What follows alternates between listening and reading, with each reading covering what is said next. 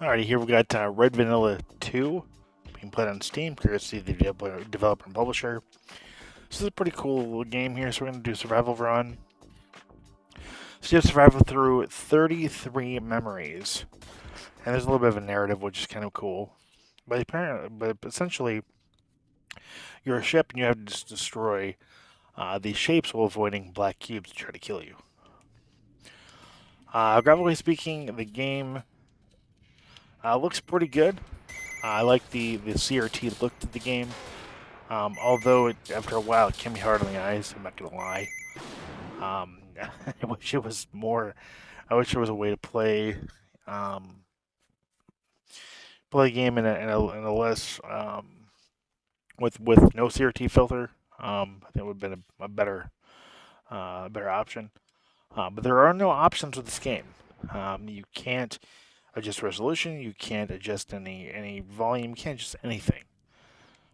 It's just a short 33 stage game, and that's really it. What you see here is what you get.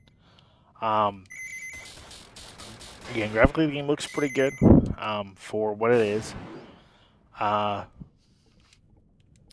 the sound effects when you're firing are a tad bit on the annoying side. I wish I would have chosen different sound effects for when it hit the shape and for when it um, actually, excuse me, let me rephrase that. Um, the sound that the shape makes when it appears is the annoying part. Um, I wish I would have chosen a much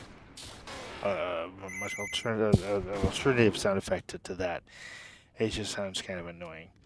Um, and the unpredictability of the enemy patterns is a bit of an issue.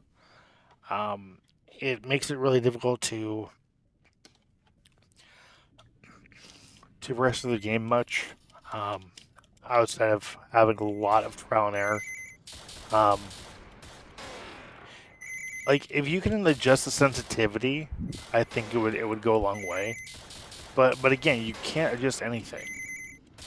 If you can adjust sensitivity of like the analog stick or the button presses, I think it would have been in uh, a really a welcome thing to have as a option. But like I said, the more you play, the easier this game becomes, which I think is kind of the point. And given how short the game is, again, I think that's the point. This was designed to be a short and sweet game, and that it is. Um, the game isn't, like I said, the game is not overly difficult. Um, there's a lot of trial and error for you to get decent, and it's definitely a game you have to really pay attention to when you're playing, given the unpredictability of the squares flying around. But I do like the little tribute here we have to asteroids. So what comes to mind when I play this game, um, and it's a decent game for what it is. It's a short and sweet top-down shooter. Red Vanilla 2 is pretty good. I just wish it had options, um, and that's for and just a different sound effect for the shapes appearing. Other than that, it's a decent game. And I also wish you had more than one life, but it is what it is. But this has been a look at Red Vanilla on Steam. I know I thank the publisher and the developer for their opportunity. This is a pretty decent game, and definitely worth picking up for $1. So I want to thank you for watching. Thank you for subscribing. As always, until next time, take care and I'm gaming.